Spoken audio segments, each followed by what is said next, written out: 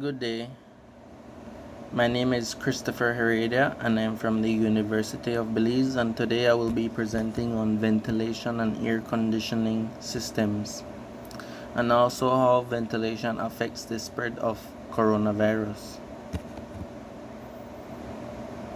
Starting off with ventilation systems in a building, this can be used both domestically and commercially.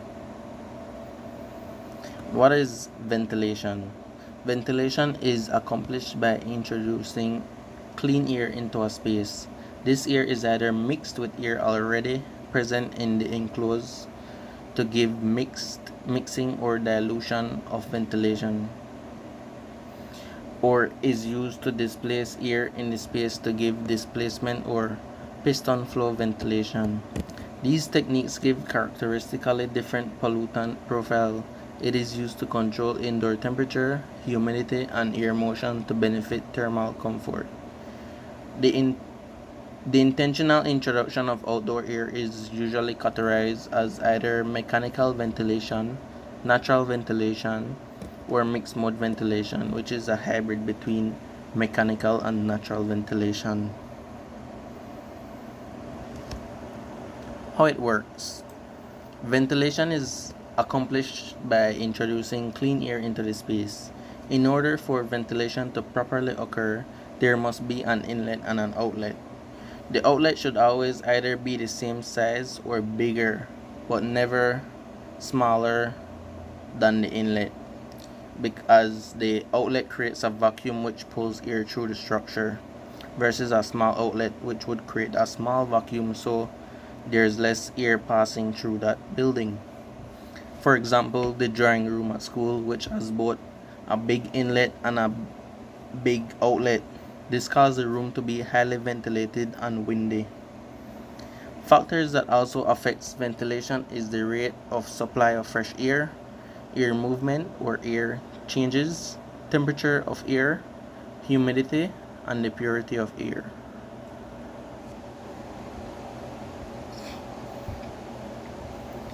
Here are some examples of ventilation. The exhaust ventilation system works by depressurizing the building, by reducing the inside air pressure below the outdoor air pressure. They extract indoor air from the house while making up air infiltrates through leaks in the building shell and through intentional passive vents. The exhaust ventilation system are most applicable in cold climates, as in climates with warm, humid summer. Depressurization can draw moist air into the building wall cavities, which may condense and cause moisture damage. So, exhaust ventilation systems are relatively simple and inexpensive to install. Typically, an exhaust ventilation system is composed of a single fan connected to a centrally located single exhaust point in that house. Moving over to the right, the supply ventilation system works by pressurizing the building. They use a fan to force air outside the building while air leaks out of the building through holes in the shell, batt, and range fan ducts and intentional vents. As with the exhaust ventilation system, supply ventilation systems are relatively simple and inexpensive to install. A typical system has a fan and a duct system that introduces fresh air into the usual one, but preferably several rooms that residents occupy most. The balanced ventilation system, if properly designed and installed, neither pressurize nor depressurize a house. Rather, they introduce and exhaust appropriately equal quantities of fresh outside air and polluted inside air, respectively. A balanced ventilation system usually has two fans and two duct system. It facilitates good distribution of fresh air by placing supply and exhaust vents in appropriate places. While a typical ventilation system is designed to supply fresh air to bedrooms and common rooms where people spend most of the time, it can It also exhausts air from rooms where moisture and pollutants are most often generated, such as kitchens, bathrooms, and laundry rooms. The energy recovery ventilation system. This usually costs more to install than other ventilation system. It generally In general, simplicity is key to a cost-effective installation. To save on installing costly, many systems share existing ductwork. Here are some examples of natural ventilation system. Here is the cross ventilation system, which has an inlet and on the opposite side has an outlet, so air easily moves across that room. The stack ventilation system, it distributes air through several floors. The top-down ventilation has an inlet from above and slowly distributes that air downwards. And lastly, the single-sided ventilation, which isn't the most efficient system as it only has one entry, so there is a smaller vacuum, but nevertheless it still ventilates and it's still a system.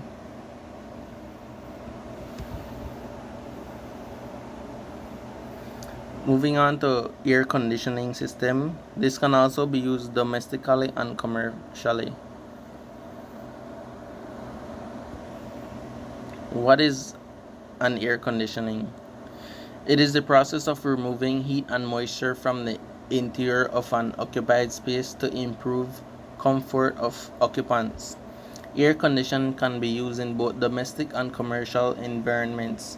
This process is most commonly used to achieve a more comfortable interior environment, typically for humans and other animals. However, air conditioning is also used to control and cool and dehumidify rooms filled with heat producing electronics devices such as computer servers, power amplifiers, and to display and store some delicate products such as artwork. How it works. An air conditioner can change the temperature, humidity, or general quality of the air. More specifically, an air conditioner makes your home cooler by drawing heat energy out of the house and transferring that heat to the outdoor, then replacing the air inside your home with cooler air. This is achieved when a cool liquid refrigerant absorbs heat from the hotter room in the evaporator, cooling the room down. The refrigerant then changes phase to a gas and it puts through a compressor to increase its temperature. The refrigerant then passes through the condenser coils, transferring heat from the refrigerant to the outside air. Refrigerant expands in order to decrease its pressure and cool down below room's temperature to repeat the cycle again.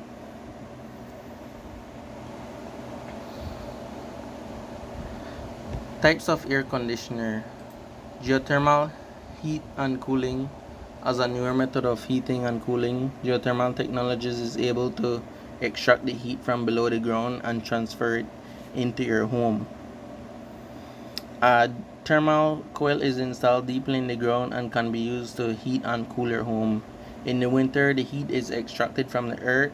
In the summer, heat is extracted from your home and distributed back into the ground. This is a very sustainable, energy efficient, and provides a longer lifespan than other options.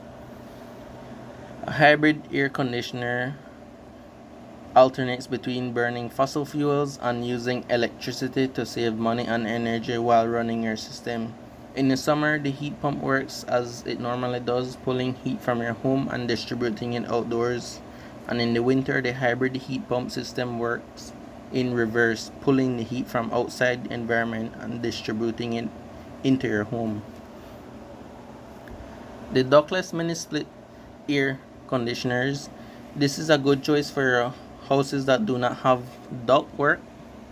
The ductless mini split system combines an outdoor compressor and a condenser with one or more indoor air handling units. These units are mounted on the wall with blowers attached. Tubing connects the indoor and outdoor units and circulates refrigerant between them. Each of the room will have a separate unit that cools just that room. It is very similar to the window unit. These can be installed without tearing up walls and allow the temperature to be controlled independently in each room. They can be more energy efficient and are more expensive if you're cooling an entire house. The window unit. These are most common types of air conditioning units for single rooms. All the components are enclosed in a single box with a single thermostat gauge that is fitted in a slot made in the wall or windowsill where the unit sits. The portable units, this is similar to the window system, but it can be moved from room to room. It's self-contained and freestanding on the floor, so you can move it from room to room or apartment to apartment. It only uses an outlet to power on and a window to funnel out the exhaust air. And the final example, the central air conditioners. A central air conditioner combines the evaporator, condenser, and compressor in a single unit that is placed on a roof or a concrete slab near the foundation. From the unit, ducts run through the exterior wall or roof, drying air from inside the house and returning cooled air indoor. These types of air conditioner can also be combined with a set of heating coils or a natural gas furnace inside the building.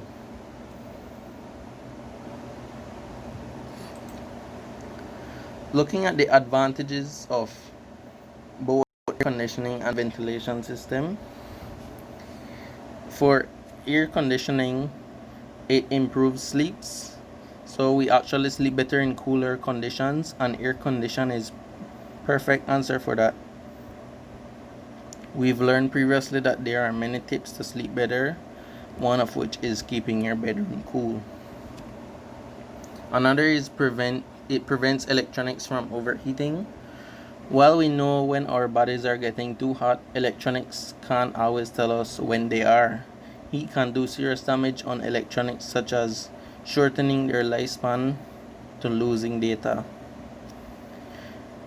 It also has to reduce the risk of heat stroke. Hundreds of people have died from heat strokes. The Center of Disease Control and Prevention state that air conditioning is the number one protection factor against heat-related illness and death. Another advantage is less noise. Typically, doors and windows are closed off to air condition the room. This means less noise enter the room, keeping the place cool and quiet. Moving over to the ventilation side, controlled impurities. You may think that the air quality where you live isn't great, especially if you live in a bustling city center. But in many cases, the air inside can be more polluted than the air outside. So a good ventilation system will help expel a buildup of pollutants, bacteria, moisture, and unpleasant odor, such as body odor. It also has health benefits. Another benefits of good ventilation system is the positive impact it has on health and well-being. Indoor air pollution coupled with bad ventilation can lead to a number of health problems, including headaches, allergies, asthma, rashes, and sinusitis. However, this can be avoided with the installation of good ventilation system. Another advantage is the stopping of condensation. Condensation can lead to mold and rotten surfaces, which naturally is something you would want to avoid. Damp conditions and condensation can also cause health issues such as allergic reaction and respiratory problems for many people. However, ensuring your company or home has good ventilation system in place will reduce these risks. The final example of advantage, it reduces temperatures. When there are lots of people in a confined space, whether it's it is for work, conference, or a public event, the environment can soon become hot and stuffy. A well ventilated room will instantly be more comfortable, creating a more relaxed environment while also making for a more productive workplace. The disadvantage of air conditioning: it has an unexpected change in humidity and temperature. Regular usage of air conditioner dries skin and mucous membranes. Sometimes indoor air pollution is greater than outdoor air pollution. If indoor air contains allergens, you may suffer from nasal issues, headache, itchy eyes, difficulty breathing, and dizziness. Air circulation even transmit infectious respiratory diseases. The disadvantage of ventilation: intrusion. One of the disadvantages is that it provides additional avenues for intruders to enter a building or piece of equipment. Criminals can break in through windows, particularly when only a window screen remains shut. Intrusion also happen with insects and rodents, as the small animals often find their way into homes, automobiles, and even electronic equipment through windows, fans, or vents. Another disadvantage is foul odor. Ventilation may also enable foul outdoor smell to enter a building or automobile, especially if the vent uses a fan that blows inward. And there's also the problem with dust buildup. Having a high exposure to exterior can cause buildup of dust blown in by the wind.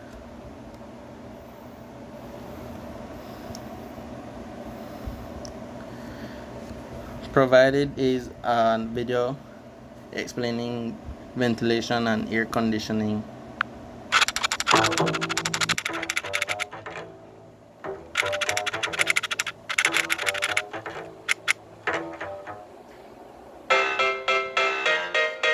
In the last video, we looked at issues around indoor air quality and the importance of ventilation in homes. So what is ventilation? Well, it's the movement of air into, through, and out of a building, and we can break it down into two principal types.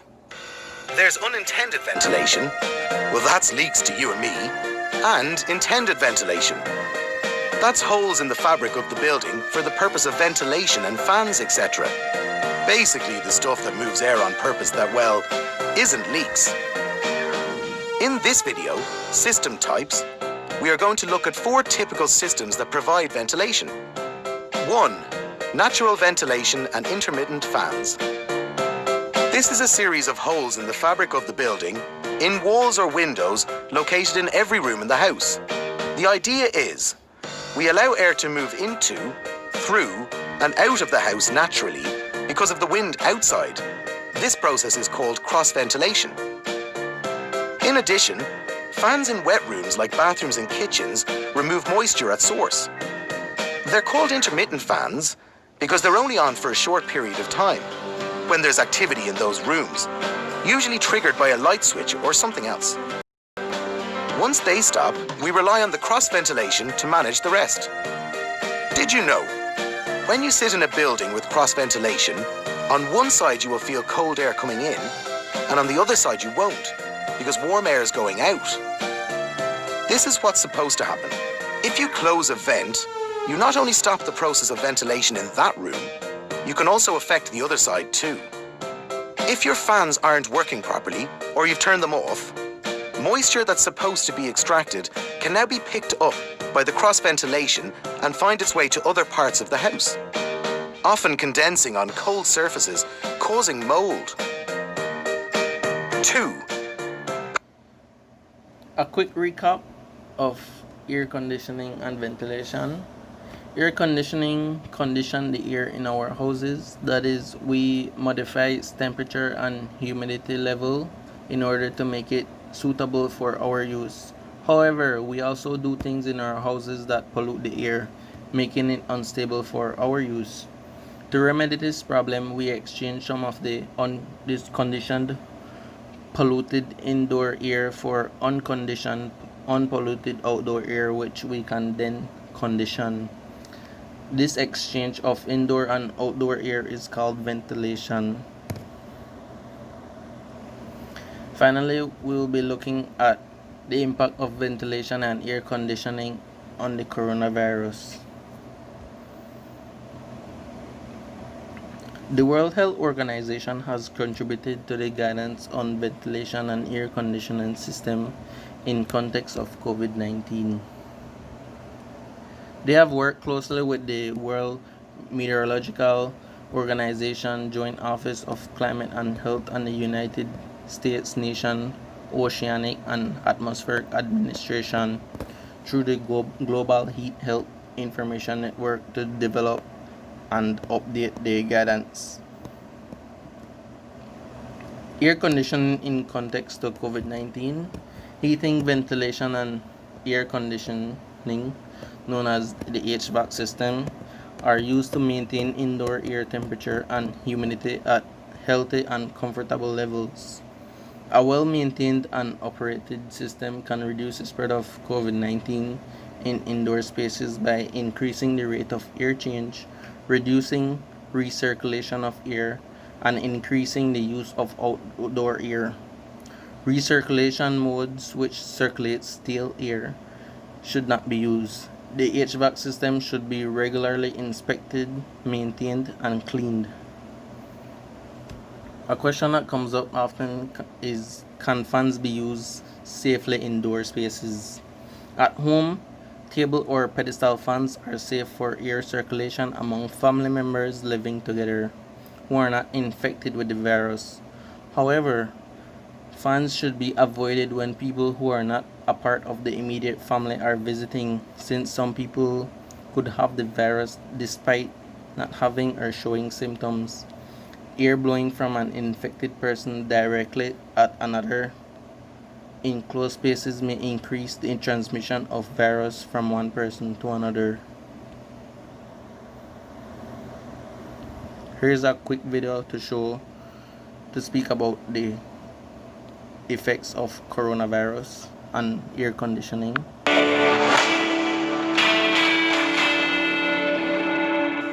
We've been getting a lot of viewer emails regarding the ways that COVID-19 can be spread. Some have been wondering if it can be spread through air conditioning systems. News 8's Shannon Handy has the answer in this Verify report. We know that COVID-19 can be transmitted in the air around us, so it's a valid question to wonder if air conditioning or even heating units can contribute to the spread. For this story, we turn to Dr. Jotu Sandhu, a family medicine doctor with Sharpry Steely. We ask, can air conditioning and or heating systems contribute to the spread of COVID-19? The answer, we're not 100% sure just yet. It's possible, but it's not likely. Dr. Sandhu says at this point, research suggests COVID-19 is spread primarily through droplets, whereas air or heating systems tend to circulate aerosol particles. But he and others haven't ruled it out. In fact, a new report published by the CDC examined an air-conditioned windowless restaurant in China where 10 out of 83 customers got infected. The people who got sick were seated at 3 tables situated 3 feet away from each other. One of those tables was located next to an air conditioning system. Scientists found that the, quote, strong airflow from the air conditioner could have propagated droplets from table C to table A, then to table B, and then back to table C. Dr. Sandhu says having windows for more ventilation may have eliminated that risk, so would positioning the tables further apart. They're going to really have to take a look at studies like this and see, okay, what are the safety precautions, the measures that we're going to have to take in opening things up safely. Keep in mind the risk is higher in crowded and closed places like restaurants. You're much safer within your own home, though if you're still concerned within your own space, there are ways to reduce your exposure. There is a push for indoor air quality more than ever. Chris Norris with AirTech Alliance of San Diego advises changing your air filters every 6 months, quarterly if it's a business. Duct systems should be cleaned out every 3 to 5 years. There's also a technique called air scrubbing, which purifies the air in a given area. You never know how things can be brought into the space and then eventually cycle through it. Now, again, we did this story because of your questions. If there's a question or an issue Well, this brings my presentation to a close. Thank you for your time. If there is any question, please send me an email. It is linked below. Thank you.